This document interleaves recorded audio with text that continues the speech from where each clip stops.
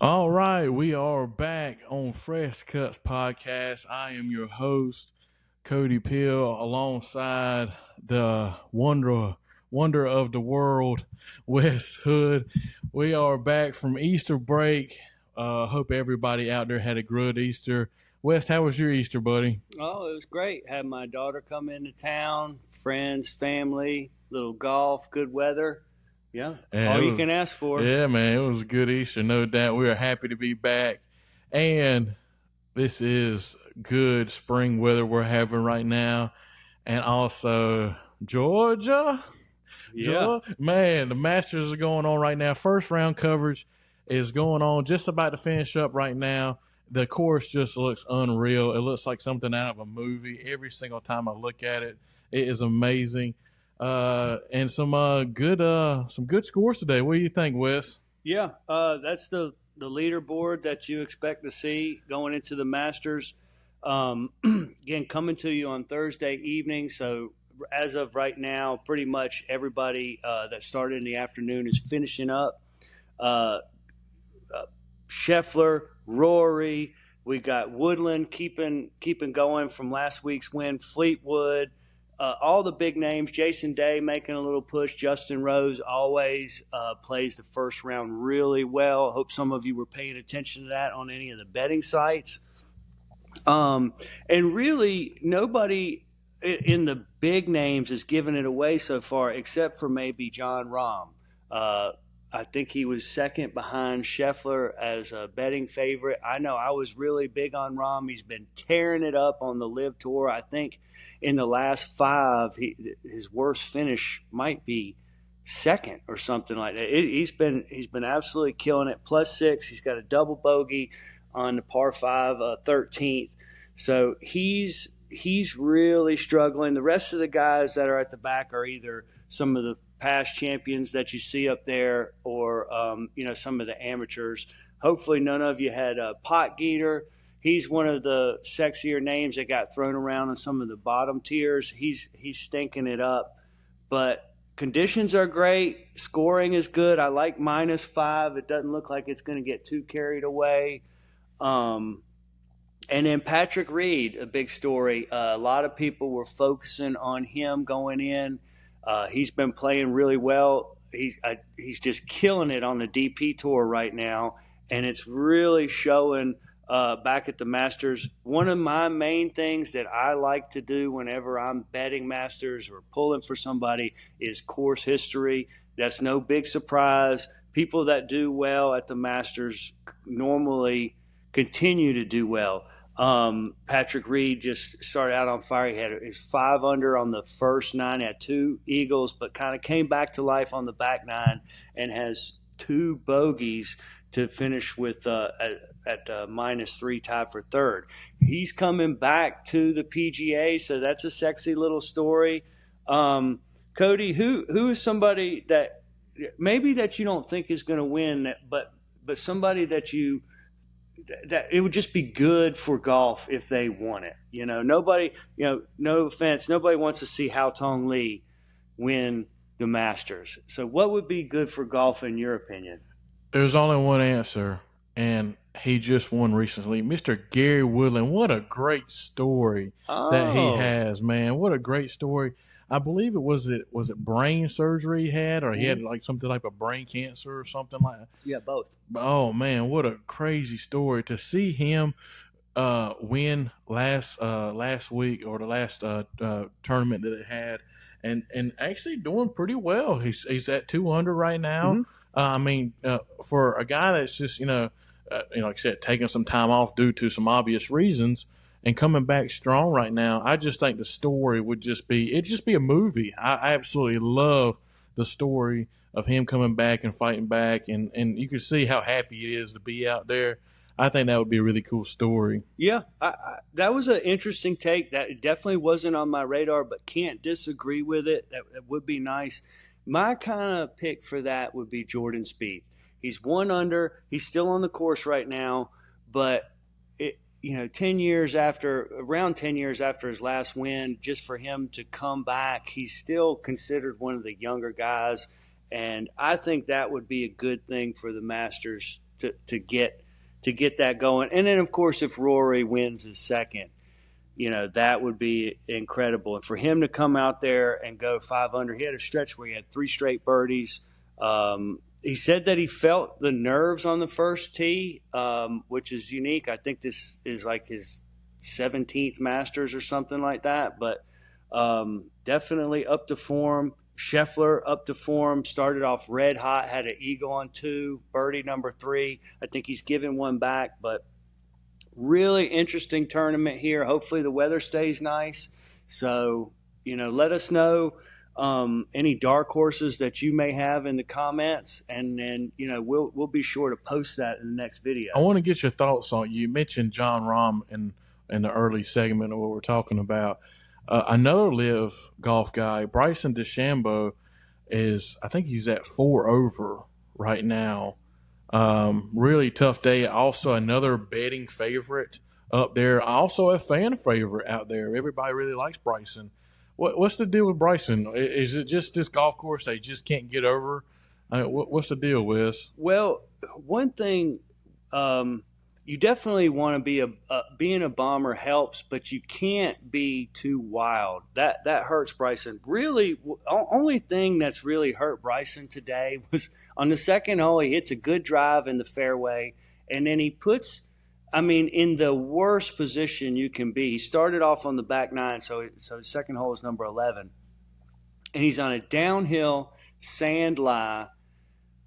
Green slopes downhill towards the water behind the pin. Hits his sand shot into the sand. Now he's got an uphill lie. Hits that one about 6 inches back into the sand, and then chunks another one out, and he's got like a 25-foot putt for double. So he was 3 over on one hole. He's 4 over on the day. So that was really his big mistake. Just a horrible miss out of the fairway for him, and it could cost him the tournament. But look for Bryson, because he's not playing too poorly, to pick it up in the later round. He's got to get it going tomorrow, but he's not too far away at +4. There's a bunch of guys under par. There's only there's 17 guys under par, so there's still plenty of time for him to come back. So. Again, let us know any dark horses you have, and we'll be happy to, if you can pick an outright winner, we'll let everybody know that you're an outright stud. Gonna move kind of back in time a little bit. I know everybody's kind of pivoting into golf and NFL draft and everything, but we did have a really, really good NCAA tournament that we just finished up. Michigan, I think, Cody and I mentioned we have been on Michigan all year long. They were really tough, really deep, played very physical. I was a little disappointed how physical the whole tournament was. All in all, again, officiating wasn't the best. But do you Cody? You think Michigan won the game? UConn didn't give that game away or anything, right? They played a good game. Yeah, Michigan was the more physical team. They're more defensive. Opposing team. It wasn't that dominant performance that you've seen from Michigan. Both teams really had a tough time shooting. You had UConn that was 9 of 33 from the 3-point line, and then you had Michigan that was 2 of 15. It was really a tough night shooting for both teams. That's why you saw such a low score, both teams being under 70 at 69 to 63. But this was a great Michigan team. They had a heck of a run all through the tournament. They were dominant. They beat every team by 15 to 20 points in the tournament. They scored 90 plus, I think, 90 in every plus game except for that last one. That's right. And so it was, you gotta tip your hat off to them. It was a great team win. Also, shout out to Elliot Cadeau, player of the tournament, player of the game. He had 19 points in this game. Really was an attacking force against UConn's defense, going downhill, getting to the rim, getting to the free throw line. He played really well. And I tell you what, this Michigan team, we're going to look back in time and look at this Michigan team, and we're going to look and say, man, was that the future of college basketball right there? You had 5 transfers as the starting 5 for Michigan West, and you're starting to see how big the transfer portal is in college basketball now. It's not the it helped Florida out a lot last year. That's too. right. That's right. Florida had a lot of transfers last year too, and it's not the Fab Five that you saw in the old Michigan days where it was 5 freshmen. These are seniors and juniors and transfer guys that have come together in one season, and great job by Dusty May by getting these guys playing together, playing unselfish ball, and winning a championship. I mean, it was just a really cool thing to see, and also the dominance of the Big Ten. You gotta give it to them, winning in football and basketball. I mean, it's a heck of a conference too. Yeah. I think we'd stated a few times we both thought that the Big Ten was the tougher conference. Michigan 37-3. Who they lost to Duke one game. Lost to Duke, lost to Purdue in the conference championship game, and I think they lost to like.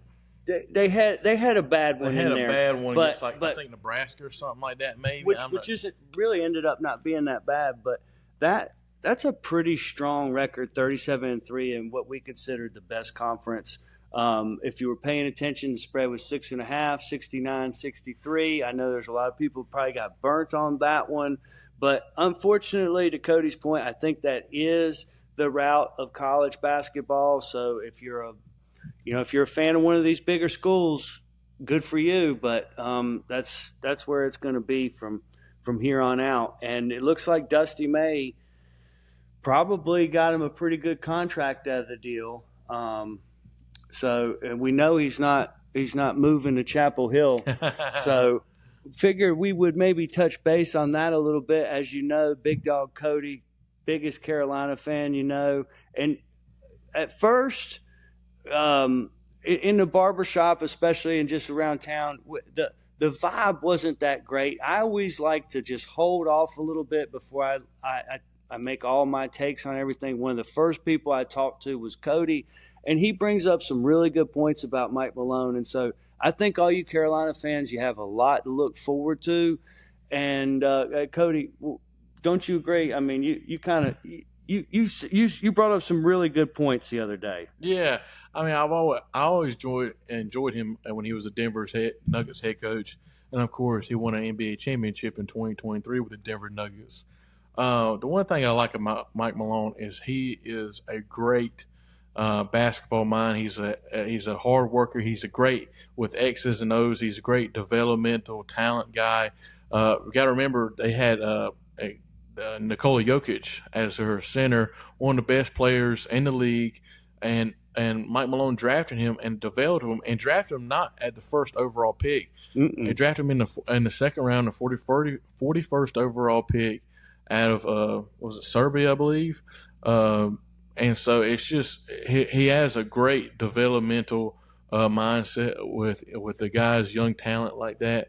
I know a lot of people are going to say, "Oh, he's never coached in college basketball before," but as we see, as what me and Wes just talked about, this college basketball world is not what it used to be in the 80s, the 90s, the early 2000s. It's more like what?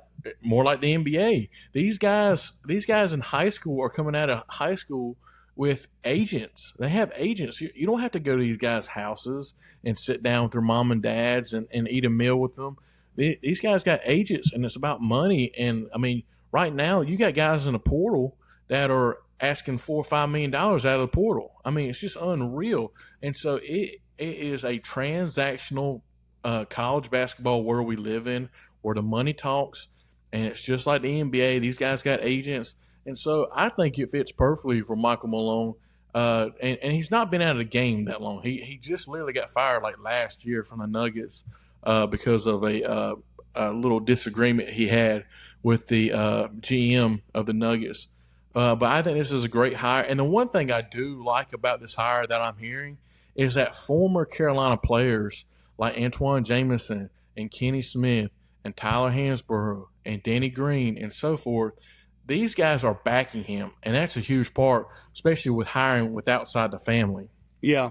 And, he definitely didn't play for Dean Smith or anything like that, but I think he's got a daughter or something that goes to the school, plays volleyball and stuff like that. So there is a little bit of a tie there. I think it's a good move. like I said, Dusty May wasn't going anywhere. Everybody was looking at the Arizona coach and the Florida coach and stuff like that. But, they're just happy where they are. And I think, first off, I think it's a good move to go ahead and go outside the Carolina thing. That way you can at least say you tried it. And there weren't a ton of great candidates out there. I know the Jerry Stackhouse thing got pushed around there, but he hasn't coached college basketball either. And Malone did have a small stint as an assistant coach in college. But to Cody's point, the game is moving more towards an NBA game, and the fact that he was able to find European talent, which, Illinois can tell you that's another thing that you're going to have to start doing. It's going to be a bunch of guys from other teams and a couple of guys' names you can't pronounce.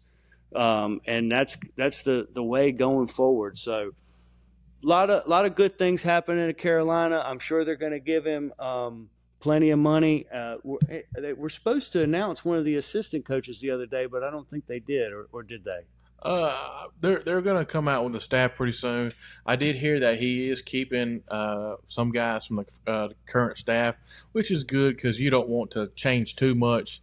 Carolina fans don't like a lot of change, and so they're going to keep guys like Pat Sullivan and Sean May on the staff, which is good because they are, fans and favorites and former players and legends that the Carolina family really loves.